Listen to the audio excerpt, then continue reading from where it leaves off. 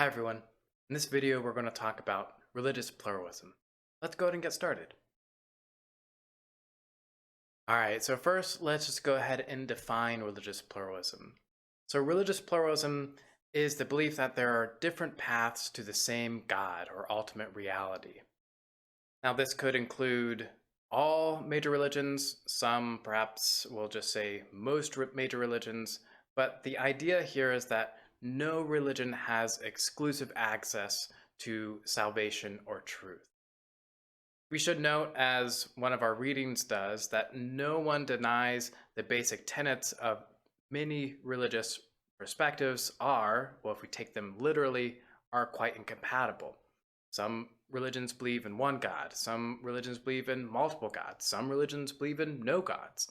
And that's just some of the various religions that are, if taken literally, incompatible with each other. The idea for religious pluralism isn't to deny that there's differences between religions, but to claim that these differences are simply differences of paths to the same destination. Some use an analogy of climbing a mountain, and that there are many different paths to get to the same summit of that mountain. And when we bicker about which religion is best, that's all we're doing when the same destination is present in each of those paths. Our textbook mentions the parable of the blind men and the elephant. So this is a Buddhist parable in which a king asks 6 blind men to go up to an elephant, which they don't know is an elephant, and describe what they feel. And depending on what part of the elephant the blind person is presented, they're going to claim different things. So the one touching the ear says, well, this feels like, a hand fan. The one touching the tail says, something similar to a snake. And so something different for the trunk, the leg, and so on and so forth, the tusks. And the conclusion here, as our book mentions, says, after telling the story, the Buddha commented, "How can you be so sure of what you cannot see? We are all like blind people in this world. We cannot see God. Each of you may be partly right, yet none completely so." The textbook goes on to say that the religious pluralist calls on us to give up on our claims to our exclusive access to truth. The thesis that there are many paths to God and to salvation or liberation. So the basic idea here is that each religion has its unique take off of the same divine inspiration. So each of those blind individuals is each of the major faiths. The elephant would represent, well, ultimate reality, divine revelation, and so on and so forth. So something we'll touch on a little bit more later in this video is that very much of religious pluralism is from Eastern traditions. But John Hick, a Christian philosopher that we've seen before, is a major proponent of pluralism within the Christian tradition. So John Hick claims that each religion constitutes a valid context of salvation/liberation, but none constitutes the one and only such context. He argues for pluralism in a few different ways, but the two main ways that he points to is, one, if you look at the vast majority of those that are religious, the main way that you can tell what religion they're going to be is look at where they were born. Look at who their parents are. What religion do they have? For the vast majority, the religion you adhere to depends on where you were born. It would seem odd to claim that divine inspiration only came to this unique geographic location of the world. So Christianity, the divine inspiration only came to these prophets in the Middle East. For Hinduism, only for in India, right? And so on and so forth. That divine inspiration is limited to a certain number of divinely inspired people in small locations geographically. That seems odd. And it seems odd to say that whether you have the correct religion ultimately depends on where you're born. It seems like just an accident, essentially. he says it makes a lot more sense to say that divine inspiration is universal and can be accessed anywhere. And that's what's happening with these different religions, is that they all have access to this divine revelation of some sort. We're just interpreting it differently, but ultimately it's leading us in the same direction. Another thing that he points to is that there are similar core beliefs that are present in all major faiths. We mentioned previously the golden rule: do unto others as you would have them do unto you. That same basic ethic is presented in all the major faiths. In fact, over at the Dayton International Peace Museum right now, even though we can't go to it right now because it's because of the pandemic, but they have a whole exhibit going through each of the major religions and showing this common ethic that's presented in each of them. John Hick also talks about the basic path to salvation is the same in each religion as well. Quotation from his own writing, he says this transformation of human existence from self-centeredness to reality-centeredness. He says the same basic process is present in one way or another in all major faiths. So in contrast to religious pluralism is religious exclusivism. So religious exclusivism is the belief that there is only one way, or perhaps a very limited number of ways, to God or ultimate reality. That there's only one true denomination or one true major religion. So they might say, maybe Christianity, you need to be at least Christian, that's going to lead you to salvation. Some will say, well, no, it can't just be any Christian, you have to be Catholic, or perhaps you have to be Lutheran, and so on. But the idea here is that only one religion or one denomination has exclusive access to salvation or truth. Now, just as with pluralism, there's varying degrees of exclusivism, but this is the general idea behind it. So another philosopher that we've seen previously, Alvin Plantinga, he argues for exclusivism. So he claims that exclusivism is in fact present no matter what the religion. And to some extent, this is true. Even though pluralism is more common in Eastern religions, there are still adherents of every single religion that are exclusivist.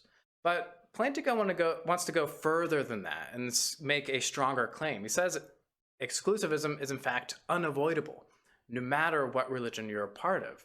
He says even pluralists are exclusivists regarding their beliefs that all major religions are equally good paths to ultimate reality.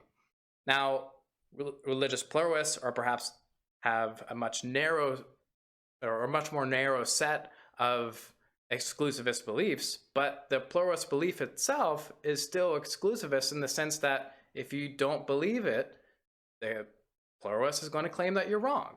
And so that is still an exclusive belief.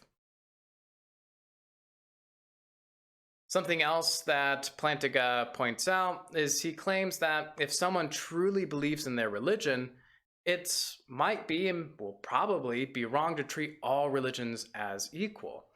As we talked about before, there are certain claims that if you truly believe them as a part of your faith, they're going to be incompatible with other religions. You're going to have to say those other religions are wrong. They have beliefs that are fundamentally wrong and leading them into the wrong direction. So some beliefs are simply incompatible with others. And he says if you're truly religious and believe in the doctrines of your faith, you're going to have to claim that your faith is, at the very least, the best path to salvation. And at least in some cases, other faiths are simply wrong about their core fundamental beliefs that they promote.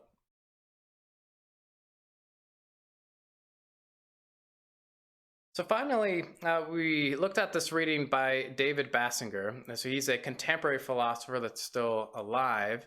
And he looks at these views from John Hick and Alvin Plantinga, pluralism versus exclusivism, and he tries to come to what he calls a middle ground between the two. He points out that the evidence for exclusivism or pluralism isn't as definitive as either thinker wants to claim. John Hick, he says, basically, if you look at the evidence, pluralism just becomes obvious.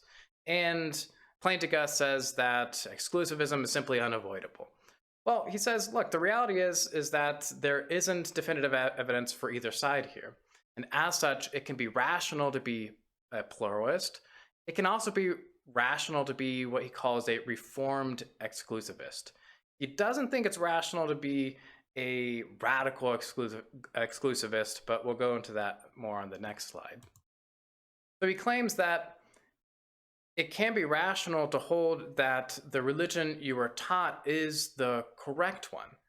It goes into great detail exactly the process for this, but the basic idea is that if you're taught in a certain way, it makes total sense to believe in, well, those teachings.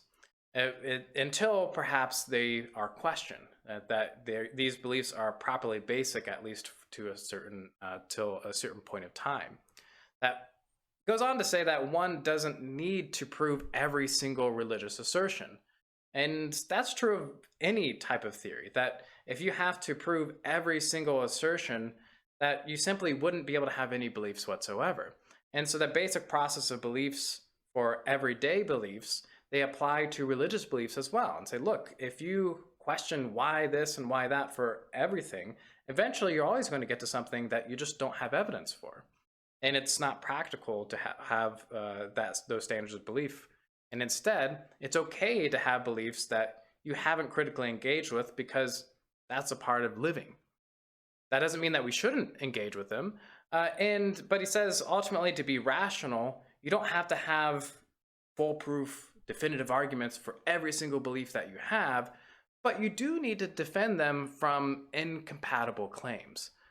It's to be rational means you can't hold contradictory claims, incompatible claims, but it doesn't mean that you necessarily have to have a full demonstrative proof for every single belief that you have. So this is where, once again, we get to that middle ground. It says that once you come to an age where you are questioning, or at least you're presented with challenges to some of the beliefs in your faith, it's no longer just a child soaking in information from your parents, right? Doing this process of defending your beliefs from incompatible claims, if you're doing this thoughtfully, he says that has to lead you to studying other religions, a comparative analysis. So this is perhaps leading us closer to this pluralism that John Hick mentions, that we should at least study in an honest and earnest way the faith traditions of others that perhaps we don't agree with. Where he differs with John Hick is he thinks that the results of this process aren't as definitive as he claims. But he does think that there are benefits to doing so. He says that the benefits of studying comparative religions is as follows. So first, he claims that really this is the only way to acquire ownership of your own religious belief, of your own religious tradition. Instead of just having your religious beliefs passed on to you passively, that they're solely this product of environmental conditioning. So questioning your beliefs in this way, or at least exploring other religions and learning about them in an earnest and honest way, is the only way for you to honestly say that you've done your due diligence, and this is the correct religion, this is the one that you think is the way that will lead to ultimate truth. And the second claim here, it's the second benefit he mentioned, is that he thinks this will lead you to become a more tolerant individual. Once you start studying these other religions, he does agree with John Hick that you'll find these common threads, and they won't be as foreign as you initially thought. He thinks this will lead you to becoming more tolerant to those that you disagree with. A quote from the reading here, he says, "And in an age where radical religious exclusivism again threatens world peace, I believe such tolerance to be of inestimable value." So what we mentioned earlier is this divide between East and West. So something our textbook mentions is that Western religions historically tend to be more exclusivist. They tend to be more in line with the belief that their way is the only way to obtain salvation. This is very common, at least historically, within Christianity and Islam, whereas religious pluralism is much more common in Eastern religions, in religions such as Hinduism and Buddhism.